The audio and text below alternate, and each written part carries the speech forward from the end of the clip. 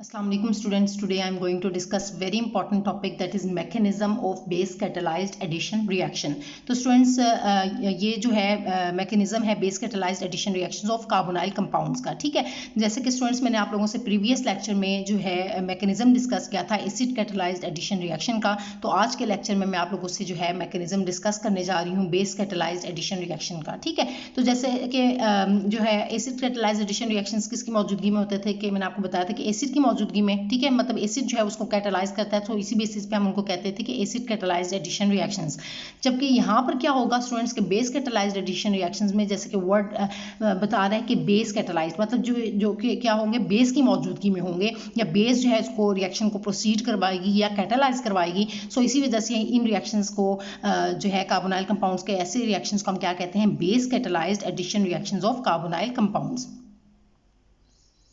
तो अब students mechanism को स्टार्ट करने से पहले मैं आपको बता दूं कि इसके मैकेनिज्म में जो है 3 मेन स्टेप्स जो है वो इन्वॉल्व होते हैं। मतलब अगर हम एडिशन रिएक्शंस देखें कि बेस कैटालाइज्ड एडिशन रिएक्शंस, तो इसमें 3 मेन स्टेप्स जो है वो इन्वॉल्व होंगी, ठीक है। जिसमें स्टेप नंबर 1 जो है वो आप देख रहे हैं कि स्टेप नंबर 1 में जो है वो यहाँ पर मैंने मैंशन किया है, और बाकी स्टेप्स में साथ साथ जो समझाती जाऊँगी तो आप लोगों को साथ साथ मैंशन करती जाऊँगी। तो यहाँ पर स्टेप नंबर 1 में अगर आप देखें स्टूडेंट्स, तो यहाँ पर जो है OH नेगेटिव यहाँ पर ये एक्ट कर रही है एज अ बेस, यहाँ पर ये बेस के तौर पर, क्योंकि आपको पता है एक बात बस हमेशा आपने याद रखनी है कि जब भी टर्म बेस की बात आएगी तो बेस हमेशा क्या करती है, प्रोटॉन को एब्स्ट्रैक्ट करती है। क्या करती है बेस? हमेशा प्रोटॉन को एब्स्ट्रैक्ट करती है। उसका जब भी आप इसको लिखेंगे कि बेस, तो बेस का से हमेशा आपने याद रखना है कि उसने हमेशा प्रोटॉन को एब्स्ट्रैक्ट करना है, प्रोटॉन की तरफ अटैक करना है, ठीक है, यानी कि प्रोटॉन को लेना है उसने। तो अब क्या होगा कि यहाँ पर ये बेस है OH नेगेटिव एक्ट करेगी एज अ बेस, और इसी वजह से हम इसको कह रहे हैं कि बेस कैटालाइज्ड एडिशन रिएक्शंस हैं। तो अब ये बेस क्या करेगी कि आपके पास ये जो रिएजेंट है इसमें से क्या करेगी, प्रोटॉन को एब्स्ट्रैक्ट कर लेगी। जब स्टूडेंट्स ये इसके ऊपर प्रोटॉन के ऊपर अटैक करेगी, तो ये आपको पता है कि ये जो इसके रिएजेंट में जो इसके साथ न्यूक्लियोफाइल अटैच है, ठीक है, इसके साथ जो ये जो बॉन्ड बना हुआ है, तो ये बॉन्ड जो है इन the form of negative charge है वो इस न्यूक्लियोफाइल के ऊपर जो है वो शिफ्ट हो जाएगा। अब यहाँ से जब इसने बेस ने यहाँ से प्रोटॉन को एब्स्ट्रैक्ट किया, तो अब क्या बन जाएगा, ये वाटर बन जाएगा, तो H2O ये सेपरेट हो गया, और ये न्यूक्लियोफाइल जो है वो in the form of negative charge, अपना नेगेटिव चार्ज है, या जो है आप कह सकते हैं कि न्यूक्लियोफाइल के ऊपर लॉन पेयर ऑफ इलेक्ट्रॉन भी मौजूद होता है, या न्यूक्लियोफाइल जो है वो नेगेटिवली चार्ज होता है। तो ये स्टूडेंट्स इस तरह से नेगेटिव चार्ज लेकर अपना जो है वो सेपरेट हो गया, और इसको हम क्या कह रहे हैं, न्यूक्लियोफाइल। NU से हमने इसको शॉर्ट नोटेशन हम यूज करते हैं, शॉर्ट फॉर्म न्यूक्लियोफाइल को रिप्रेजेंट करने के लिए NU, ठीक है। तो ये न्यूक्लियोफाइल जो है वो इसमें सेपरेट हो गया। अब स्टूडेंट्स ये तो हमारे पास था स्टेप नंबर 1। अब स्टेप नंबर 2 की तरफ अब मैं आती हूँ। तो स्टेप नंबर 2 में अब मैं साथ में मेंशन करने लगी हूँ। यहाँ पर आप देखें कि स्टेप नंबर 2 में अब क्या होगा, कि अब स्टेप नंबर 2 में क्या होगा कि यही न्यूक्लियोफाइल जो हमारे पास फर्स्ट स्टेप में जो है वो जनरेट हुई थी, अब यही न्यूक्लियोफाइल ने क्या करना है, नेक्स्ट स्टेप में अटैक करना है किसके ऊपर, कार्बोनाइल कंपाउंड में जो कार्बोनाइल ग्रुप है उसके ऊपर। कार्बोनाइल ग्रुप जो है, या अब आप देखें कि ये C double bond O group, इसको हम क्या कहते हैं, कार्बोनाइल ग्रुप कहते हैं, ठीक है। और इसकी रिएक्टिविटी को मैंने आपसे डिस्कस किया हुआ है प्रीवियस लेक्चर्स में भी, यहाँ पर मैं मजीद बता देती हूँ ताकि आप लोगों को कोई भी कन्फ्यूजन इस टॉपिक से रिलेटेड ना हो। तो होता ही है कि ऑक्सीजन जो होती है वो पार्शियल हाईली इलेक्ट्रोनेगेटिव एलिमेंट है, ठीक है। तो ये क्या करता है, इलेक्ट्रॉन डेंसिटी को अपनी तरफ जो है वो विड्रॉ कर लेता है, इसी वजह से इसके ऊपर जो है वो पार्शियल नेगेटिव चार्ज आ जाता है, और इसके पास जो है कार्बन इसके साथ जो अटैच्ड है, ऑटोमेटिकली इसके ऊपर क्या आ जाता है, पार्शियल पॉजिटिव चार्ज आ जाता है। और ये क्या करता है, कार्बन यहाँ पर एक्ट करता है फिर एज एन इलेक्ट्रोफिलिक सेंटर, या इलेक्ट्रोफिलिक कार्बन सेंटर के तौर पर एक्ट करेगा, और ये जो ऑक्सीजन है ये क्या है कि न्यूक्लियोफिलिक सेंटर के तौर पर एक्ट करेगी, ठीक है। अब क्या है यहाँ पर स्टूडेंट्स के न्यूक्लियोफाइल अटैक कर रहा है ना, तो न्यूक्लियोफाइल हमेशा किस पर अटैक करता है, इलेक्ट्रोफिलिक कार्बन सेंटर के ऊपर। तो अब यहाँ पर जो अटैक होगा वो आप किस तरह से साथ मेंशन करेंगे, मैं यहाँ पर साथ में ही डिस्कस कर लेती हूँ। तो देखें अब होगा क्या कि यहाँ से न्यूक्लियोफाइल जो है वो इस कार्बन सेंटर पर अटैक करेगा। तो अब आपको पता है कि कार्बन ने कितने बॉन्ड बनाते हैं, कार्बन 4 बॉन्ड बनाता है, ठीक है। तो 4 बॉन्ड्स इसके तो ऑलरेडी बने हुए हैं। तो अब ये 5वां जब अटैक होगा, तो एक जब ये अटैक करेगा तो क्या होगा कि ये जो ऑक्सीजन कार्बन टू ऑक्सीजन जो डबल बॉन्ड है, ये वाला जो बॉन्ड है, ये जो पाई बॉन्ड, ये यहाँ से इस ऑक्सीजन एटम के ऊपर जो है वो जाके शिफ्ट हो जाएगा, ठीक है, इन the form of negative charge. तो अब आप इसको कैसे रिप्रेजेंट करेंगे कि न्यूक्लियोफाइल ने क्या किया है कि वो इस कार्बन के साथ जाके अटैच हो गया है। तो आप इसको किस तरह से रिप्रेजेंट कर लें, आप इसको इस तरह से साथ मेंशन कर सकते हैं कि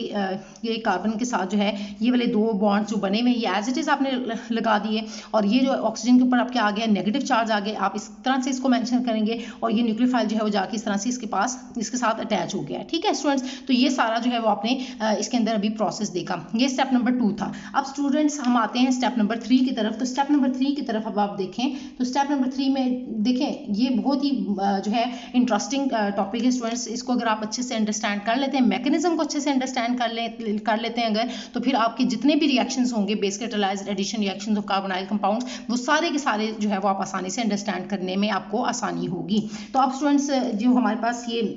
जो है वो बना, तो अब इसी को हमने क्या करना है, नीचे उतार देना है, ठीक है, नीचे ही हम लेकर आएंगे। तो अब इसको कैसे आप रिप्रेजेंट करेंगे, कार्बन और साथ में O नेगेटिव और साथ में क्या था, न्यूक्लियोफाइल। अब क्या होगा स्टूडेंट्स के इसका मजीद रिएक्शन होगा रिएजेंट के साथ, तो यहाँ पर हम ले रहे हैं वाटर, तो क्या होगा कि H ये इसके ऊपर पार्शियल पॉजिटिव चार्ज होता है, आपको पता है प्रोटॉन के ऊपर हाइड्रोजन के ऊपर पार्शियल पॉजिटिव और इसके ऊपर OH के ऊपर पार्शियल नेगेटिव चार्ज होगा। अब क्या करेगा कि ये जो O नेगेटिव है ये क्या करेगा, यहाँ से जो है H पॉजिटिव को ले लेगा, ठीक है, ये क्या करेगा, इसके ऊपर से यहाँ पर इस पर अटैक करेगा, यहाँ से ये क्या ले लेगा, H पॉजिटिव के साथ जाके कंबाइन हो जाएगा, और ये हाइड्रोजन और हाइड्रोक्सिल के दरमियान में जो बॉन्ड, हाइड्रोजन और ऑक्सीजन के दरमियान में जो बॉन्ड है वो in the form of negative charge वो इस हाइड्रोक्सिल ग्रुप के ऊपर जो है वो जाके जो है वो in the form of negative charge आ जाएगा, ठीक है। तो अब आप इसको किस तरह से रिप्रेजेंट करेंगे, तो आपने देखा कि कार्बन के साथ ये जो बॉन्ड्स हैं इनके साथ जो भी चीज़ लगी हुई है वो तो हम इनको भी नहीं छेड़े, क्योंकि हम सिर्फ मैकेनिज्म की बात कर रहे हैं, तो कोई भी यहाँ पर ग्रुप जो है वो अटैच हो सकता है, ठीक है। तो यहाँ पर अब आपने स्टूडेंट्स क्या रिप्रेजेंट कर दिया कि यहाँ पर OH आ गया, और फिर जो है वो यहाँ पर जो है वो न्यूक्लियोफाइल आ गया। जैसे कि मैंने आपको बताया है कि जो आपके पास ये जो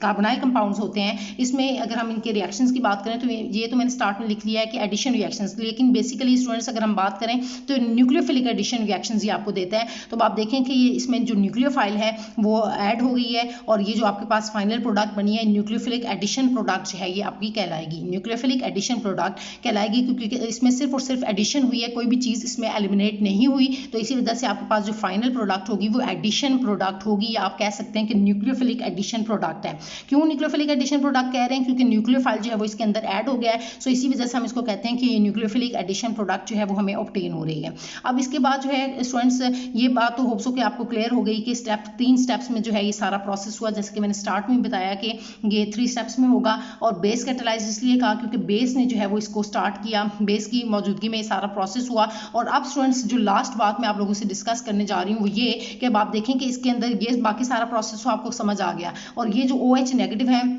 OH के ऊपर जो है इन the form of negative charge हुई है, सेपरेट हो गया था ये जो बॉन्ड यहाँ से यहाँ पर शिफ्ट हो गया था। तो अब क्या हुआ कि OH जो नेगेटिव चार्ज है, यानी कि ये जो बेस है ये दोबारा से रीजनरेट हो गई है, बेस क्या हुई है, रीजनरेट हो गई है, मतलब अब दोबारा से रेडी है नेक्स्ट रिएक्शन को, मतलब दोबारा से रिएक्शन करने के लिए, मतलब ये दोबारा से फिर रिएजेंट के ऊपर अटैक होगा और इस तरह से सारा प्रोसेस होगा और ये साइकिल जो है वो कंप्लीट होगी। फिर इसके बाद दोबारा से फिर जो है वो बेस जो है वो जनरेट होगी और बेस फिर अटैक करेगी रिएजेंट के ऊपर और सारा प्रोसेस होगा। तो इस तरह से ये सारा प्रोसेस चलता रहेगा और आपका जो बेस कैटालाइज जो एडिशन रिएक्शन है वो इस तरह से होता रहेगा। तो होप सो कि स्टूडेंट्स आप लोगों को ये जो मैंने आप लोगों से मैकेनिज्म डिस्कस किया है base catalyse addition reactions of carbonyl compounds, hope so कि ये आपको क्लियर हो गया है। और स्टूडेंट्स अगर आज के लेक्चर से रिलेटेड आपके माइंड में स्टिल कोई भी कंफ्यूजन है तो वो आप मुझसे कमेंट्स में पूछ सकते हैं। तो मुझे यकीन है कि अगर आप लोग जो है ये एडिशन रिएक्शंस जो एसिड कैटालाइज्ड एडिशन रिएक्शन मैंने आप लोगों से जो मैकेनिज्म डिस्कस किया और जो बेस कैटालाइज्ड मैकेनिज्म जो आज के लेक्चर में मैंने आप लोगों से डिस्कस किया है, तो स्टूडेंट्स अगर आपको ये दोनों मैकेनिज्म्स क्लियरली समझ आ जाते हैं अच्छे तरीके से, अगर आप इसको अंडरस्टैंड कर लेते हैं तो फिर इससे रिलेटेड जितने भी रिएक्शंस इसके अंदर आ जाएंगे तो वो सारे के सारे रिएक्शंस आप विद इन सेकेंड्स जो है वो आप उनको सॉल्व कर सकते हैं। आप उन रिएक्शंस को आसानी से अंडरस्टैंड कर सकते हैं और अपनी जो टारगेटेड प्रोडक्ट है, अपनी फाइनल प्रोडक्ट जो है वो भी आसानी से बना सकते हैं। तो स्टूडेंट्स फिर नेक्स्ट लेक्चर में मैं आप लोगों से मिलती हूँ जिसमें मैं आप लोगों से जो अब जैसा कि मैंने बताया कि एसिड कैटालाइज्ड एडिशन रिएक्शंस जो है उसके मैकेनिज्म को हम लोगों ने डिस्कस किया था पहले, तो अब मैं उसके रिएक्शंस पहले आप लोगों को करवाऊंगी और बेस कैटालाइज्ड एडिशन रिएक्शंस हमारा मैकेनिज्म अब हो गया है, तो उसके बाद जो है मैं इसके जो है रिएक्शंस आप लोगों को करवाऊंगी। तो स्टूडेंट्स फिर मिलते हैं नेक्स्ट लेक्चर में। Thank you so much students.